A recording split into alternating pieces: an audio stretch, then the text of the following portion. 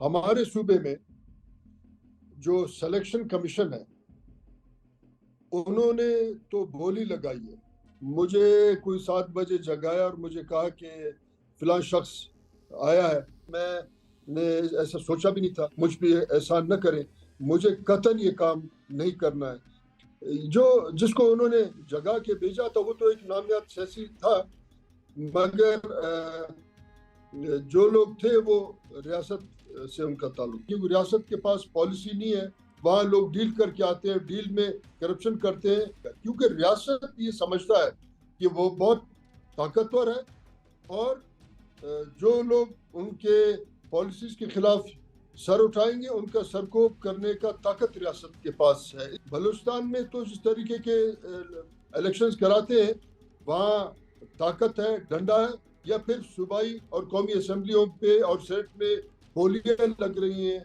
موجودہ prime minister جو بھی ہے وہ کس راستے سے پارلیمنٹ میں آیا ہے؟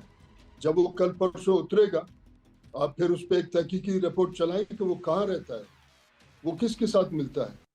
ویلکم سیاست.pk سے میں ہوں وقار بگا, اور اس وقت میرے ساتھ بلوچستان سے موجود ہیں نوابزادہ حاجی میر لشکر رائسانی. حاجی صاحب بہت شکریہ آپ کے قیمتی وقت کا.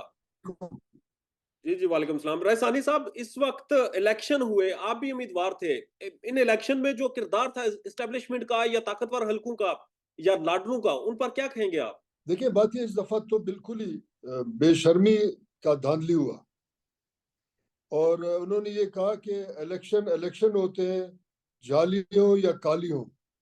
انہوں نے جو بھی کیا, اور یہ لگ رہا ہے کہ پولیٹیکل پارٹیز ڈیلیور کرنے میں فیل ہو گئے ہیں, کیونکہ تمام پولیٹیکل پارٹیز کے یہ کوشش ہے کہ بیک ڈور سے ایک دفعہ پارلیمنٹ کے کرسی پہ بیٹھیں اور پھر لوٹ مار کریں. ہمارے صوبے میں جو سلیکشن کمیشن ہے انہوں نے تو بولی لگائی ہے. اچھا, میں ان کو آپ کے توسط سے یہ میسج دیتا ہوں کہ برائے مہربانی اس کو ری ٹینڈر کریں.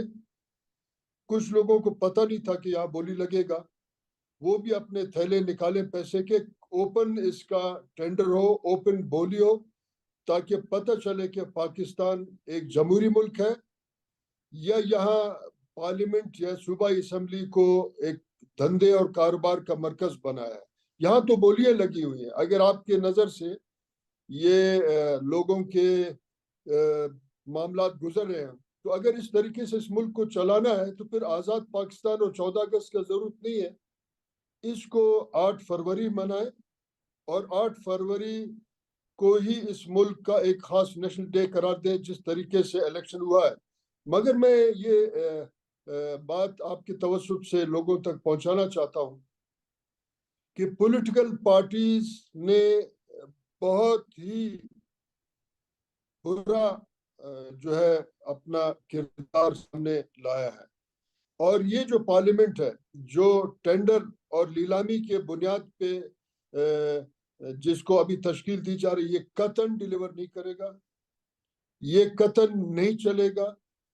اور ریاست یہ سمجھتا ہے کہ جتنا ظلم کرے وہ اپنے سازشوں کے ذریعے عوام کا آواز دبائیں گے, اور جس طریقے سے چل رہا تھا اور اسی کو چلائیں گے. ٹھیک ہے, یقیناً ان کا طاقت بہت زیادہ ہے, مگر جہاں 12 کروڑ 80 لاکھ لوگ ووٹرز ہیں, اس میں سے میرے خیال 5 کروڑ کچھ لوگوں نے ووٹ ڈالے ہیں, کچھ جعلی کچھ اصلی. کبھی نہ کبھی وہ حساب اس تمام نظام کا لیں گے. جب مجھے صبح سویرے 6 بجے انہوں نے آفر دیا, تو کیونکہ میں عوام اور عوام کے ووٹ پہ میرا عقیدہ اور ایمان ہے, اور میں اپنے صوبے کا نمائندہ اور ذمہ دار ہوں, اس لیے میں نے انکار کیا کہ یہ آنے والا پارلیمنٹ ظلم, ناانصافیہ اور کرپشن کا مرکز ہوگا. اس میں اگر ہم کسی اور کے ڈیل پہ آئیں تو پھر ہم نے بھی اپنا جو منہ ہے وہ بند کرنا ہوگا. یقیناً اس سے نقصانات ہوں گے, مگر جو لوگ 5 سال اگر اس پارلیمنٹ میں گزاریں گے, وہ لوگ 5 سال کے بعد پھر کیا اپنے رب کو, اپنے لوگوں کو, اپنے سیاسی عمل کو, ووٹر کو کیا جواب دیں گے کہ انہوں نے کتنا مہنگائی میں اضافہ کیا، کتنے بحران ہوئے، کتنے دھماکے ہوئے، کتنے لوگ مارے گئے. یہ ایک بہت بڑا ظلم ہوا اس الیکشن میں. اب میرے پاس لفظ تو نہیں ہے مگر بڑا بے شرمی کا دھاندلی ہوا ہے، اور خصوصاً بلوچستان میں تو نیلامی ہوئی ہے اس سیٹوں کا. مجھے بتا دیجیے گا رائسانی صاحب، آپ کو کیا آفر ہوئی تھی؟ میں دیکھیں الیکشن اور سارے الیکشن میں کچھ عرصے سے مصروف تھے. میں تھکا ہوا، میں سو گیا تھا. مجھے کوئی 7 بجے جگایا اور مجھے کہا کہ فلاں شخص آیا ہے اور وہ آپ کے انتظار میں بہت پریشان ہے. میں سمجھا میرا شاید حلقے کا بندہ ہے اور اس کو کوئی پریشانی، گھریلو پریشانی ہے. میں منہ ہاتھ دھو کے آیا تو اس نے کہا کہ فلاں شخص نے آپ کو فون کیا ہے. میں نے کہا میں نے فون چیک نہیں کیا. جب میں نے چیک کیا تو کوئی 8-10 مس کال آئے تھے اس کے. میں نے اس کو کال بیک کیا، میں نے کہا خیر ہے. اس نے کہا یہ شخص آپ کے گیٹ کے سامنے صبح 6 بجے سے انتظار کر رہا ہے. آپ کو وہ جو ریٹرن کینڈیڈیٹ ڈکلیئر کریں گے، آپ نے کچھ پریزائڈنگ آفیسرز کو بلانا تھا کہ ہم اثر نو فارم 45 بھریں. تو میں نے اس کو کہا کہ یہ تو اتنا اچانک بات ہے، میں نے ایسا سوچا بھی نہیں تھا اور میں یہ کام نہیں کرنا چاہتا. میں نے فون بند کیا اور اپنے دوست کو کہا کہ ان کو بھیجو، مجھ پہ احسان نہ کریں، مجھے قطعاً یہ کام نہیں کرنا ہے. پھر وہ جو بندہ جس کو بھیجا تھا وہ چلا گیا.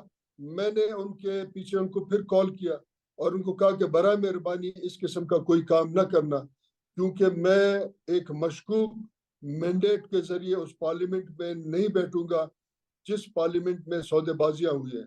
اس کے بعد پھر ان کا وہ چلے گئے. ان کے گاڑی کے نمبر اور ٹیلی فون، اپنا گاڑی کے نمبر اور ان کے گاڑی کے ویڈیوز میرے پاس موجود ہیں، تو وہ میں نے اپنے پاس سیو کر لیے.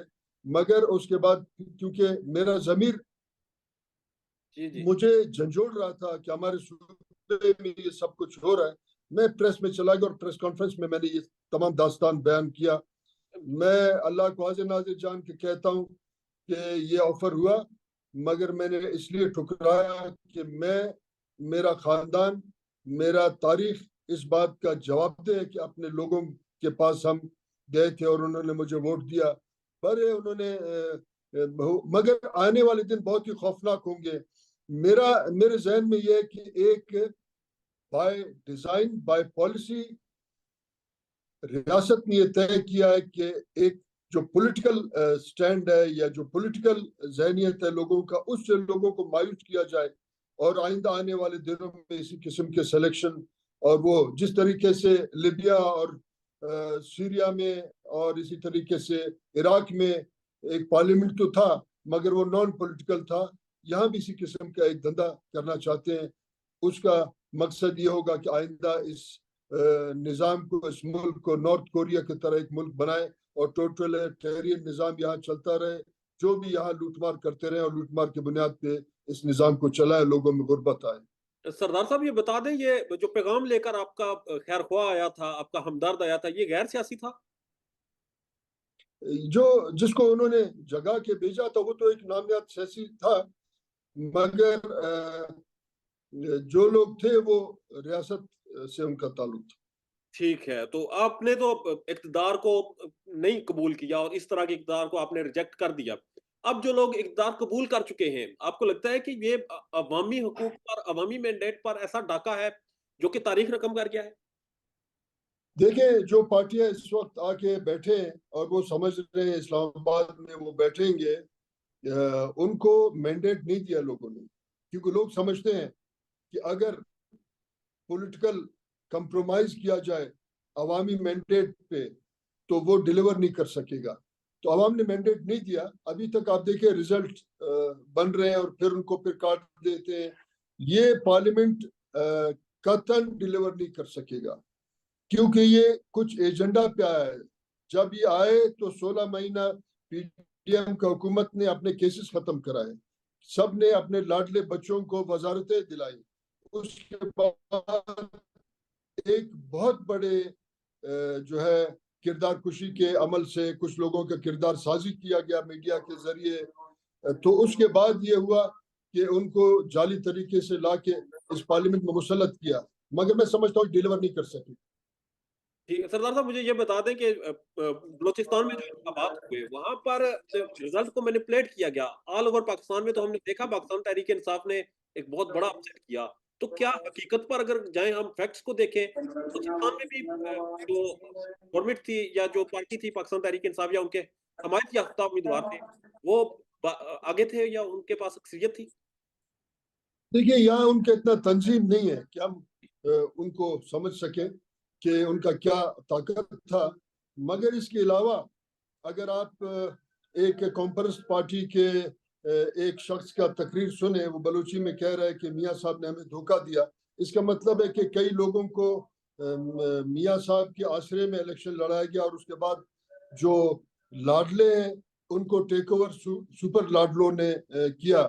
یہاں پی بی 37 میں نواب اسلم رحسانی جو سابقہ وزیر اعلیٰ بھی تھے، میرے بھائی تھے، بھائی ہیں، ان کے بھی جو رزلٹ کو بہت عرصے سے روکا گیا، کیونکہ وہاں ایک حد تک قبائلی نظم موجود ہے. لوگوں نے جا کے اپنا رزلٹ اور فارم 49 لیا اور نواب صاحب کو کامیابی حاصل ہوئی، ورنہ وہاں بھی یہ سارا ڈرامہ انہوں نے کیا.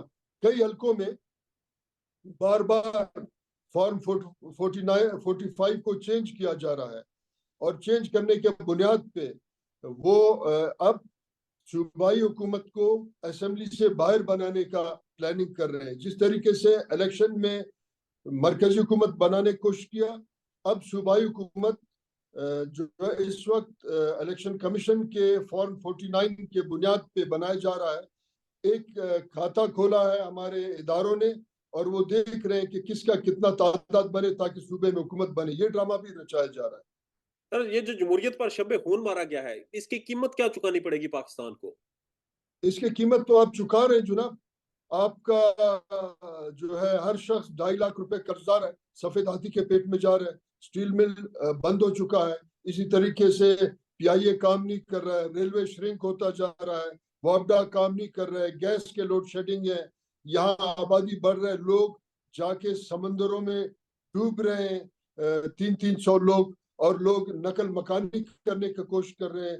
جو ہیومن سمگلرز ہیں وہ لوگوں سے پیسے کھا کے ان کو ملک سے باہر لے جا رہے. اس کا ہم تو چکا رہے اس کا، اور ان غلط پالیسیوں میں دھماکوں میں لوگ مر رہے ہیں. ہمارے اسی صوبے میں 28-30 لوگ دھماکوں میں مارے گئے، ان کے گھر ویران ہوئے. ہم قیمت تو چکا رہے ہیں. اب اگر اس وقت تک ہمیں یہ احساس نہ ہو کہ مزید ہم اور کیا قیمت چکائیں گے، مثلا یہاں آبادی کو ٹھیک نہیں کیا جا رہا کیونکہ ریاست کے پاس پالیسی نہیں ہے. وہاں لوگ ڈیل کر کے آتے ہیں، ڈیل میں کرپشن کرتے ہیں. کئی لاکھ یعنی 1 کروڑ کے لگ بھگ لوگ ڈرگ ایڈکٹس ہیں، وہ بھی تو زندہ لاشیں ہیں، وہ بھی ریاست کے غلط پالیسیز کے وجہ سے ہیں. اس وقت تک پورے دنیا کے ترقی یافتہ ممالک میں پولیو وائرس ختم ہو گیا، یہاں ابھی تک پولیو ڈیٹیکٹ ہو رہا ہے، ٹی بی ڈیٹیکٹ ہو رہا ہے، ہیپیٹائٹس کے لوگ کوئی 70 لاکھ کے لگ بھگ لوگ بیمار ہیں. اس وقت پنجاب میں 1 کروڑ 17 لاکھ بچے اسکول سے باہر ہیں، پورے بلوچستان کی آبادی کے برابر. تو ان سب کو تو ہم قیمتیں چکا رہے ہیں. اس سے علاوہ تو آسمان سے کوئی تو نہیں اتر کے ہمیں سزا دے گا. ہم اپنا غلط پالیسیوں کا سزا ہم اس وقت بھی بھگت رہے ہیں. رائسانی صاحب، ایک اور چیز سمجھا دیں. سیاست میں تو مینجمنٹ ہوئی، بڑی اچھی مینجمنٹ ہوئی، آپ کو بھی آفرز ہوئی اور لوگوں کو بھی ہوئی، بہت سے لوگوں نے اقتدار کو ایکسیپٹ کیا، سیاست میں مینجمنٹ ہو گئی. مگر دوسری جانب دیکھا جائے تو بلوچستان میں دہشت گردی بہت زیادہ ہے، بہت زیادہ وہاں پر دھماکے ہوتے ہیں، بہت لوگوں کو قتل کر دیا جاتا ہے، آؤٹ آف کنٹرول سچویشن رہتی ہے. تو اس چیز کو کنٹرول کیوں نہیں کر پاتی ریاست سیاست پہ کیوں کنٹرول کر پاتی ہے، اور وجہ کیا ہے اس کی؟ دیکھیں بات یہ کہ اگر ریاست کے پاس جینین پالیسی ہے، میں آپ کو ایک تھوڑا سا انٹرنیشنل ڈیموکریسی کا جو اصول ہے آپ کے توسط لوگوں تک پہنچانا چاہتا ہوں. قوم حکومت بناتی ہے، اور قوم کے بنائے حکومت پارلیمنٹ میں آئین، قانون اور روایت کے طرح اصولوں کا تعین کرتا ہے، اور اس کو ریاست چلاتا ہے، یا ریاست پالیسی بناتا ہے. ریاست پھر پالیسی بنا کے جعلی حکومت کو پالیسی فراہم کرتا ہے، اور اس پالیسی کے بنیاد پہ یہ سارے معاملات ہیں. جب تک خود پارلیمنٹ جینیئن پارلیمنٹ پالیسی نہیں بنائے گا تو یہ جو فسادات ہیں، یہ دہشت گردی ہے، یہ ختم نہیں ہوں گے. اور اس کا بنیاد جنرل مشرف، جنرل ضیاءاللہ کا کلاشنکوف کلچر، اس کے بنیاد پہ آج ہم دہشت گردی کا سامنا کر رہے ہیں. اور کئی علاقوں میں تو یہ کلیئر ہوتا ہے کہ لوگوں کو دہشت گرد سے کم خطرہ ہے، ریاستی اداروں سے کچھ زیادہ ہی خطرہ ہے. تو اس کا مطلب یہ ہے کہ یہ جو پارلیمنٹ، گزرا ہوا پارلیمنٹ، اس سے پہلے یا اس کے بعد جو ابھی تشکیل پا رہی ہے، یہ پالیسی نہیں دیں گے. اس کے بنیاد پہ جب پالیسی نہیں دیں گے تو دہشت گردی اپنے جگہ پہ برقرار رہے گا، کیونکہ ریاست یہ سمجھتا ہے کہ وہ بہت طاقتور ہے اور جو لوگ ان کے پالیسیز کے خلاف سر اٹھائیں گے ان کا سرکوب کرنے کا طاقت ریاست کے پاس ہے. اسی لیے وہ کہتے ہیں چلتا رہے، کہیں نہ کہیں کسی کو کسی دہشت گرد کے کھاتے میں ڈال کے ریاست سے فارغ بھی کیا جائے گا. یہ بہت خوفناک ہم ایک سچویشن میں ہمارا اپنے ملک میں ہم عدم تحفظ کے شکار ہیں، اور وہ بھی اداروں کے حوالے سے عدم تحفظ کے شکار ہیں. ہمارے ریاست میں مثلا کراچی میں دیکھیں آپ، پچھلے 30 سال میں 30,000 کے لگ بھگ لوگ مارے گئے، ایک بھی قاتل نہیں پکڑا گیا. اور کئی جو لوگ ہیں جن کو قاتل کہا گیا وہ بعد میں بری ہو گئے. تو ان 30-40 ہزار لوگوں کا جو کراچی میں قتل ہوا، جس کو بڑا مہذب اور تعلیم یافتہ اور قبائلی نظام کہتے ہیں، وہاں نہیں ہے، وہاں پتلون والے لوگ ہیں، وہاں یہ سب کچھ کیوں ہوا؟ جہاں قبائلی نظم تھا فاٹا میں، قبائلی نظم کو توڑنے کے بعد آج تک وہاں دہشت گردی ہے. اس کا مطلب یہ پالیسی ہے، اور اس پالیسی کو حکومتیں جو بنتی ہیں، جعلی حکومتیں، وہ چینج نہیں کر سکتے ہیں. تو اس لیے جعلی الیکشن کے ذریعے اقتدار میں آ کے اس ملک کو مزید قرضدار کرنا چاہتے ہیں. ابھی آپ دیکھیں جو شخص اس نیت میں ہے کہ وہ حکومت بنائے گے وفاق میں، اس شخص کے پاس پہلا جو پوائنٹ یہ ہے کہ ہم نے IMF کے ساتھ بات چیت کرنا ہے. وہ یہ کبھی نہیں کہیں گے کہ پہلے پارلیمنٹ، اس میں قومی اسمبلی اور سینٹ دونوں ہے، اپنے مراحتوں میں کمی لائیں. آپ دیکھیں کہ جس شخص نے سینٹ میں اپنے لیے قانون سازی کی، پرسوں وہ ڈال بندین سے چاگے سے ہوائی جہاز میں اسلام آباد چلا گیا. یعنی اس کے لیے سارے مراحتے ہیں. جو لوگ سڑکوں پہ نہیں چل سکتے ہیں کیونکہ لوگ ان کو ناپسند کرتے ہیں، تو وہ تو جہازوں کے لیے ان کے لیے قانون سازی ہوئی ہے. تو آپ کیسے توقع رکھیں گے کہ یہ معاملات ٹھیک ہوں گے؟ یہ معاملات پارلیمنٹ میں ڈائلاگ کے ذریعے ٹھیک ہوں گے، اور ڈائلاگ کا فورم پارلیمنٹ ہے جو عوام اور ریاست کے درمیان میں ایک جو ہے رابطے کی کڑی ہے. بلوچستان میں تو جس طریقے کے الیکشنز کراتے ہیں، وہاں تو کہیں بھی ڈائلاگ مجھے نظر نہیں آ رہا ہے. وہاں طاقت ہے، ڈنڈا ہے، یا پھر صوبائی اور قومی اسمبلیوں پہ اور سینٹ میں بولیاں لگ رہی ہیں. ایک باقاعدہ لیلامگر کھلا ہے یہاں. تو اس لیے تو یہ آگے تو پھر کبھی نہیں چلے گی سارا معاملہ. رسانی صاحب، آخر میں مجھے یہ بتا دیں، بلوچستان میں باغی اور علیحدگی پسند بہت زیادہ پائے جاتے ہیں، اور ان کی وجہ سے دہشت گردی کو بھی ایک ہوا دی جاتی ہے. موٹیویشن کیا ہے ان کی؟ باغی کیوں ہے؟ وجہ کیا ہے؟ آپ نے ذکر کیا کہ گمشدہ افراد ہو جاتے ہیں، مار دیے جاتے ہیں. آپ نے یہ بھی ذکر کیا کہ کراچی میں لوگوں کو مارا گیا، ان کے قاتل نہیں ملے. مگر آپ کے موجودہ جو پرائم منسٹر ہیں، نگران وزیر اعظم، وہ کہتے ہیں کہ اس طرح کا معاملہ ہی کوئی نہیں ہے، یہ لوگ سیدھے سیدھے دہشت گرد ہیں، کوئی شخص گمشدہ نہیں ہے، ریاست کے خلاف لوگ کھڑے ہوتے ہیں. باغیوں کی موٹیویشن کیا ہے سر؟ دیکھیے موجودہ پرائم منسٹر جو بھی ہے وہ کس راستے سے پارلیمنٹ میں آیا ہے، کون سے جینین ووٹ ملے ہیں، وہ کب اپنے سوسائٹی کو جواب دے ہوگا؟ برائے مہربانی جب وہ کل پرسوں اترے گا، آپ پھر اس پہ ایک تحقیقی رپورٹ چلائیں کہ وہ کہاں رہتا ہے، وہ کس کے ساتھ ملتا ہے. وہ تو عوام کا نمائندہ نہیں ہے. وہ اس کے اس بات کا تو میں مذمت کرتا ہوں، اور اس کے اس عمل سے میں نفرت کا اظہار کرتا ہوں کہ وہ اس عمل کو نہیں دیکھتا ہے کہ یہاں پارلیمانی جمہوری نظام جو جدید دنیا کو چلاتا ہے اس کے راستے روکے جاتے ہیں.